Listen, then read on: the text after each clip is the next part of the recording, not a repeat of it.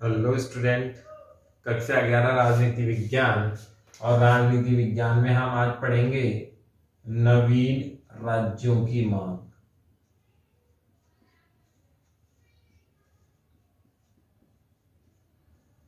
नवीन राज्यों की मांग। इससे पहले हम एक चीज देखते हैं, भारत के एकीकरण से पहले की घटना। भारत के एकीकरण से पहले की घटना अगर हम देखें तो 1920 कांग्रेस के कलकत्ता अधिवेशन में एक स्पष्ट कहा गया था कि जब आजादी मिलेगी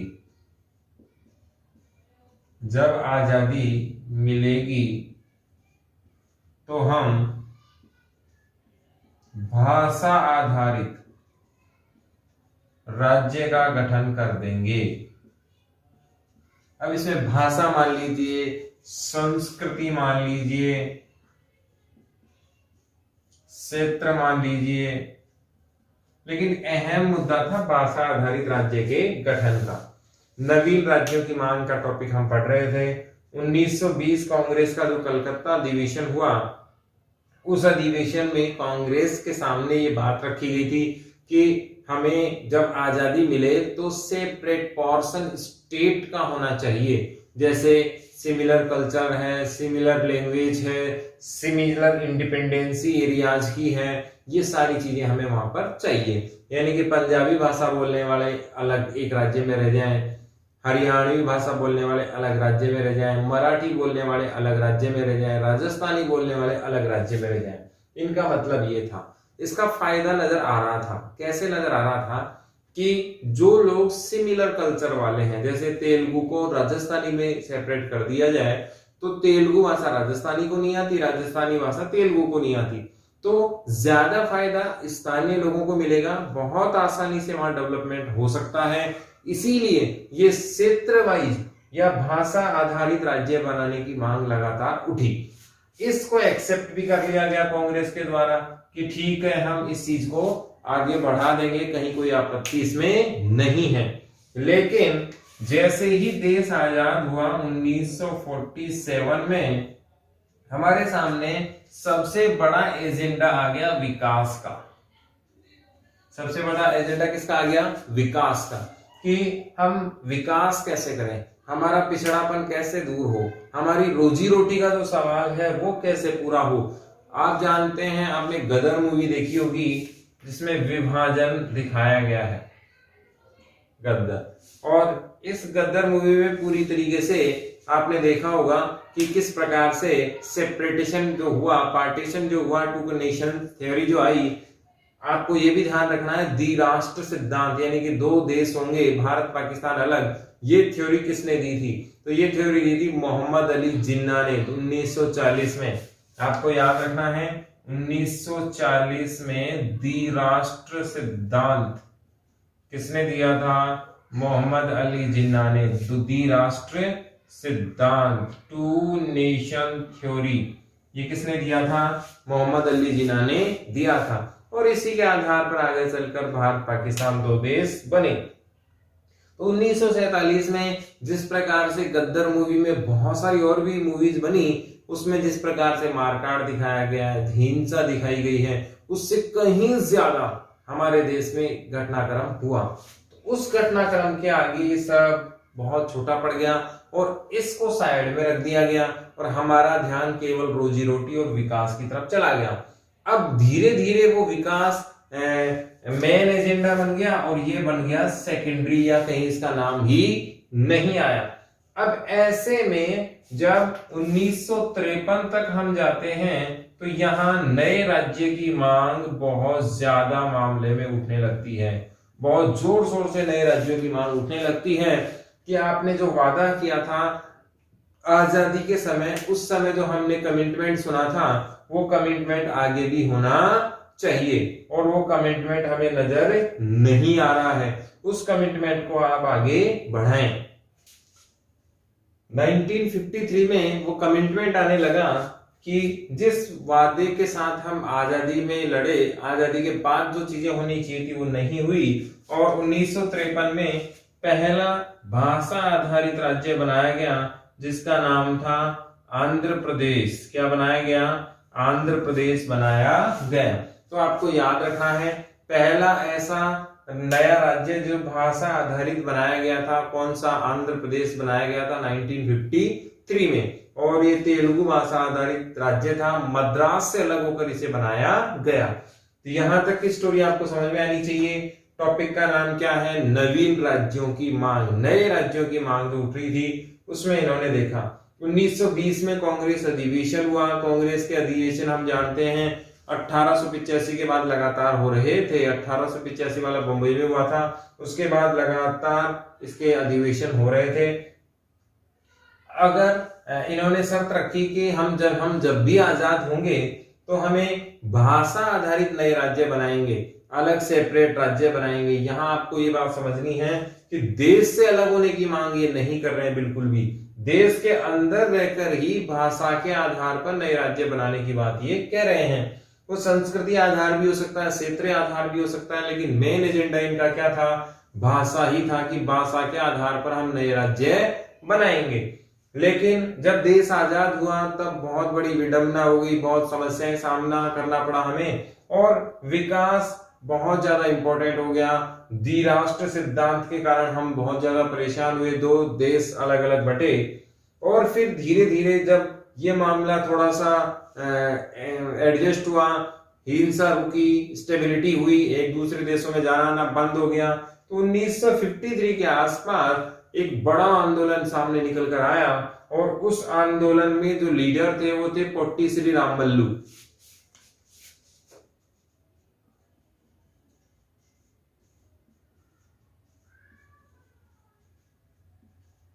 ये साउथ के एक लीडर थे जिन्होंने 53 डे उपवास किया, अनशन किया, और फिर ये शांत हो गए। इनके शांत होने पर मजबूर होकर या यूं कहें नेहरू जी को आनंद फानंद में नए राज्य की घोषणा करनी पड़ी, और पहला भाषा आधारित राज्य बना कौन सा, आंध्र प्रदेश बना, जो किस भाषा पर आधारित था, तेलुगु भाषा पर आधारित राज्य था। और ये किससे काटकर बनाया गया था, मद्रास से काटकर बनाया गया था 1953 में। अब यहां पर सवाल उठने लगे कि जब एक नया राज्य बन गया तो लगातार मांगे उठने लग गई कि बाकी राज्य भी आने चाहिए, क्योंकि एक राज्य को अगर स्वायत्ता दी जाती है तो बाकी राज्य अपने आप ही मांग उठाने लग जाते हैं। तो इसके लिए बनाया गया राज्य पुनर्गठन आयोग। इसके लिए आयोग कौन सा बनाया गया, राज्य पुनर्गठन आयोग। यह आयोग बनाया गया। इसका मूल कार्य क्या था, राज्य की सीमांकन की समीक्षा करना। क्योंकि आप जानते हैं राज्य का गठन करना, राज्य का गठन करना किसका कार्य है, संसद का कार्य है। वेरी इंपॉर्टेंट बात है, आपको याद रखना है।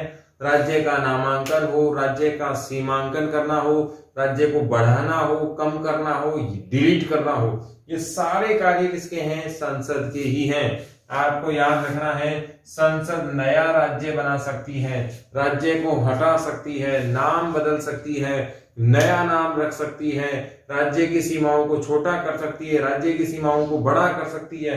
ये सारे कार्य किसके हैं, संसद के हैं। इसीलिए आप ध्यान रखना हम सब क्या हैं, केवल और केवल भारतीय हैं। गलती से भी राजस्थान नहीं निकलना चाहिए, क्योंकि यदि राजस्थान निकला और मोदी जी को राजस्थान पसंद नहीं आया तो हो सकता है राज्य ही हटा दें, फिर कहां जाओगे। क्योंकि भारत हमारी स्थायी नागरिकता है, हमारे देश में दोहरी नागरिकता भी नहीं है, राज्य की नागरिकता हमारे यहाँ होती ही नहीं है। इसीलिए राज्य कभी भी समाप्त किया जा सकता है, नया राज्य बनाया जा सकता है, बढ़ाया जा सकता है, काट के छोटा किया जा सकता है। इसका उदाहरण तेलंगाना ही है। तेलंगाना नया राज्य बना 2014 में, श्रीमान मनमोहन सिंह जी की यूपीए गवर्नमेंट ने बनाया था। आपको याद होना चाहिए तेलंगाना नया राज्य बना है। अब धीरे धीरे ये राज्य पुनर्गठन आयोग बना 1953 में, आपको याद रखना है। और राज्य पुनर्गठन आयोग अधिनियम बना 56 में, अधिनियम बना 1956 में और राज्य कब बना है 53 में। तो ये दोनों बातें आपको याद रखनी है। राज्य पुनर्गठन आयोग कब बना 1953 में, राज्य पुनर्गठन आयोग अधिनियम कब बना 56 में। आयोग तो बना है 53 में और राज्य पुनर्गठन अधिनियम कब बना 1956 में। इसका मूल कार्य था सीमांकन की समीक्षा करना और सरकार को बताना। अब राज्यों का गठन का मूल कार्य किसका है, संसद का ही है। अब यहां पर एक होड़ सी मच गई कि नए नए राज्य बनाए जाने चाहिए और मांग जबरदस्त होने लग गई। अब यहां दो प्रकार की मांगे हैं, आपको ध्यान रखना है। पंजाब में दो प्रकार की मांगे उठी, एक तो खालिस्तान, एक तो उठी खालिस्तान और दूसरी उठी हरियाणा। ये नया देश बनाने की मांग है, नया देश, जिसका समर्थन हमारे यहां नहीं किया गया। और दूसरा हरियाणा, जिसको एक्सेप्ट कर लिया गया और चंडीगढ़ इसकी क्या बना दी गई, राजधानी बना दी गई। आपको ध्यान रखना है, राज्य भी दो प्रकार की मांगे कर सकते हैं। दूसरी मांग को हमने एक्सेप्ट नहीं किया है। कौन सी, जो नया देश बनाने की मांग कर रहे हैं। कुछ ही राज्य ऐसे हैं जो देश से अलग होना चाह रहे थे। खालिस्तान है, इसमें मणिपुर का मामला है, जूनागढ़ का मामला है, जम्मू कश्मीर का मामला है। बहुत शॉर्ट में हम पढ़ते हैं, जम्मू कश्मीर हमारे अगला टॉपिक भी आएगा। जब देश आजाद हुआ तो 4 रियासतें ऐसी थी जिनमें समस्या थी, जूनागढ़, जम्मू कश्मीर, मणिपुर और हैदराबाद। आपको याद होना चाहिए, इन 4 रियासतों ने समस्या खड़ी की। जूनागढ़ गुजरात के बॉर्डर पे पड़ता है, बिल्कुल पाकिस्तान के ठीक नजदीक, आपको याद होना चाहिए। गुजरात आप बहुत अच्छे से जानते हैं, गुजरात के लास्ट बॉर्डर पे, जब पाकिस्तान वाला बॉर्डर है, उसमें एक छोटी सी जगह क्या है, जूनागढ़ की जगह है। यहाँ का जो लीडर था वो था महावल खान,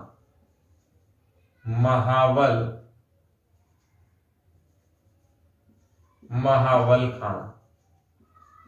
यहाँ की ज्यादातर जनसंख्या कौन थी, हिंदू थी। और ये महावल खान पाकिस्तान का सपोर्टर था। इस नालायक ने क्या सोचा कि हम पाकिस्तान के साथ चले जाएंगे और भारत वाले कुछ भी नहीं करेंगे। भारत सरकार ने यहाँ पर क्या करवाई, वोटिंग। 99% भारत के समर्थन में वोट पड़े और फिर भारत की सेना ने बचा हुआ काम कर दिया। तो लोकतांत्रिक तरीके से जूनागढ़ को हमने शामिल कर लिया। महावल खान डर के भाग गया पाकिस्तान और जूनागढ़ बिना किसी विवाद के भारत में शामिल हो गया। तो ये जूनागढ़ विवाद पहला यहाँ पर समाप्त। प्रॉब्लम क्या थी, महावल खान किसके बहकावे में आ गया, पाकिस्तान के बहकावे में आ गया। जनता ने 99% भारत का समर्थन किया और सीधे भारत में शामिल होने की पेशकश कर दी। जम्मू कश्मीर हम डिटेल से पढ़ेंगे क्योंकि है हमारे सिलेबस में भी है 35 से, और जम्मू कश्मीर अभी डिटेल से पढ़ेंगे। मणिपुर में क्या हुआ, मणिपुर में यहां पर एक मिजो संगठन था। मणिपुर में क्या हुआ, मणिपुर में अकाल पड़ा। अकाल के समय भारत के दिल्ली से दूरी इसकी बहुत ज्यादा है। मणिपुर और दिल्ली की दूरी बहुत ज्यादा है। आपको बताऊं तो ये लास्ट बॉर्डर पे जाके पड़ता है। तो भारत सरकार उस जमाने में 60 के दशक में इतनी सक्षम नहीं थी। 62 की युद्ध की स्थिति हम देख चुके थे। तो भारत ने जब सहायता नहीं की और चीन जैसे संगठनों ने, चीन जैसे देशों ने आश्वासन दिया कि हम आपकी जबरदस्त सहायता कर सकते हैं। पहला कारण तो रहा ये। दूसरा कारण क्या रहा कि यहाँ की जो लोकल गवर्नमेंट थी, कांग्रेस, मणिपुर कांग्रेस, उसने भारत विलय की सहमति दी। आम जनता ने विलय की सहमति यहाँ पर नहीं दी। कंफ्यूजन समझना, कांग्रेस अलग अलग है, जम्मू कश्मीर कांग्रेस, हैदराबाद कांग्रेस, उस समय ऐसा सिस्टम था। और एक भारतीय राष्ट्रीय कांग्रेस जो दिल्ली में सरकार चला रही थी। इस मणिपुर कांग्रेस ने दिल्ली को हरी झंडी दे दी कि मणिपुर शामिल होना चाहता है भारत में, लेकिन आम जनता की राय वहां से नहीं ली गई। या आम जनता ये मानती है कि हमारा समर्थन नहीं था, लेकिन वास्तव में देखा जाए तो मणिपुर कांग्रेस को आम जनता ने ही चुना था। इसका मतलब जो मोदी जी कहेंगे वो पूरे देश का समर्थन है। इसमें यह विवाद अभी भी चलता रहता है। मणिपुर की स्थानीय जनता मानती है कि विलय के समय हमारे से सहमति नहीं ली गई, लेकिन फिर भी शांतिपूर्ण अभी माहौल वहां पर बहुत अच्छा है और भारत का ये अभिन्न अंग बना। बाद में हैदराबाद के राजा को कहा जाता था निजाम, और ये बहुत बड़ी धनवान रियासत थी। निजाम कैसा था? बहुत पावरफुल, बहुत पैसे वाला था और ये बड़ी रियासत थी। हैदराबाद आप जानते हैं साउथ इंडिया में है। निजाम के सैनिकों को कहा जाता था रज्जाकार। निजाम के सैनिकों को क्या कहा जाता था? रज्जाकार। ये रज्जाकार राक्षस थे एक तरीके के। रेप करना, मर्डर करना, जबरदस्ती और बहुत ज्यादा लूटमार इनका पेशा था। इनका मेन जो काम था वो था तानाशाही का, जबरदस्ती शासन का भी इनका काम था। निजाम ने भारत विलय के लिए क्या कर दिया? मना कर दिया। इस समय भारत के जो लौह पुरुष हैं उनको लौह पुरुष इसीलिए कहा जाता है क्योंकि भारत एकीकरण का जो बहुत ऐतिहासिक और बहुत जबरदस्त कठोर काम था वो इन्होंने पूरा किया, वो भी बिना किसी टेंशन के। तो इन लौह पुरुष ने निजाम को समझाने की कोशिश की, निजाम नहीं माना, तो भारत की सेनाओं ने इसको घेर लिया और निजाम की गलतफहमी दूर हो गई। 5-6 दिन बाद रेडियो पे इन्होंने आदेश जारी कर दिए कि हम भारत में विलय के लिए तैयार हैं। पहले ही मान जाता तो इतनी बात ही नहीं होती और हैदराबाद भी भारत का अभिन्न अंग बन गया। ऐसे में जो सबसे बड़ी समस्या रह गई वो रह गई जम्मू कश्मीर, जिसको हम पढ़ेंगे डिटेल से। तो मुख्य तरह पूरे भारत की जितनी भी रियासतें थी, जब भारत शुरुआत में आजाद होकर आया तो 14 राज्य और 6 केंद्र शासित प्रदेश थे। 6 केंद्र शासित प्रदेश देश में थे। ये बाद में बढ़कर अभी 28 राज्य और 8 केंद्र शासित प्रदेश हो गए हैं। अब हम पढ़ते हैं जम्मू कश्मीर को डिटेल से। देखें तो जम्मू कश्मीर को विशेषाधिकार दिए गए थे। विशेषाधिकार दिए गए। ये विशेषाधिकार क्या थे? 370 और 35A। 35A का संबंध किससे था? वहां कोई भी जमीन नहीं खरीद सकता। दूसरा क्या था? 370, इसको विशेष राज्य का दर्जा दिया गया। क्या दिया गया? विशेष राज्य का दर्जा दिया गया। अब ये विशेष राज्य का दर्जा क्या है ये भी हम डिटेल से देखते हैं। विशेष राज्य का दर्जा मतलब पूरे देश के लिए कानून कौन बनाती है? संसद बनाती है। लेकिन जम्मू कश्मीर के लिए यदि कानून बनाना हो तो वहां की संसद, वहां की विधानसभा की परमिशन क्या है? जरूरी है। यदि विधानसभा मना कर दे तो कानून लागू नहीं होगा। इसका मतलब वहां की विधानसभा संसद के बराबर ही हो गई, क्योंकि संसद भी यदि कानून बना दे और विधानसभा सहमति नहीं दे तो किसी काम का ही मामला नहीं रहा। एक प्रकार से बहुत ज्यादा विशिष्ट प्रावधान इनको दे दिया गया। वहां के स्थानीय लोगों के अलावा कोई जमीन नहीं खरीद सकता। बहुत सारे विशेषाधिकार इनके पास थे।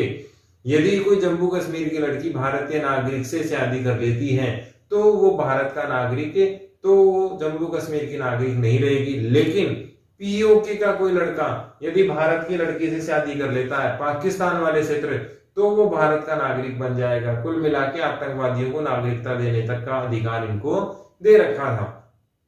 ऐसे में बहुत जबरदस्त विडंबनाओं का सामना हमें करना पड़ा और मोदी जी के कार्यकाल में, अभी मोदी जी के कार्यकाल में 5 अगस्त को यह हटा दिया गया। 370 की धारा और 35A की धारा वहां पर हटा दी और इसको मुख्य धारा में शामिल कर लिया गया। अब इसके पीछे की अगर हम कहानी देखें तो यहाँ के राजा कौन थे? हरि सिंह जी थे। हरि सिंह जी शुरुआत में, हरि सिंह जी ने क्या किया? हरि सिंह जी पाकिस्तान नहीं जाना चाहते थे। उनकी एकमात्र शर्त थी कि या तो हम आजाद रहेंगे या भारत में रहेंगे। हरि सिंह जी पर पाकिस्तान से हमला हुआ। हरि सिंह जी ने बचाने के लिए भारत से मदद मांगी। भारत ने मदद तो की लेकिन सशर्त कि आपको भारत विलय करना पड़ेगा। हरि सिंह जी ने एक्सेप्ट कर लिया। अब नेहरू जी का पॉइंट ऑफ व्यू क्या है, ये विशेषाधिकार क्यों दिया गया? इनका मानना था कि पूरे देश में एकमात्र ऐसी रियासत थी जो भारत आना चाहती थी मुसलमान होकर, इसीलिए इनको विशेष अधिकार दिया गया। दूसरे भी लोग जो अलग लोग हैं, विरोधी लोग हैं मोदी नेहरू जी के, उन्होंने कहा कि जब हरि सिंह जी हमसे रिक्वेस्ट कर रहे थे तो उनको विशेषाधिकार देने की जरूरत थी ही नहीं, शर्त तो हमें रखनी चाहिए थी, क्योंकि मांगने वाला कभी भी शर्त नहीं रखता है। तो एक विवाद का विषय है कि 370 देना चाहिए था या नहीं, और वो अस्थायी था। जब नेहरू जी ने 370 जम्मू कश्मीर को दिया तो वो अस्थायी था, इसीलिए हमने आसानी से आज इसको हटा दिया है। आज जम्मू कश्मीर भारत का अभिन्न अंग है, और पूरा जम्मू कश्मीर जो पाकिस्तान के अवैध कब्जे में है वो भी भारत का अभिन्न अंग है। इस प्रकार से भारत में जो एकीकरण है वो पूरा हो गया।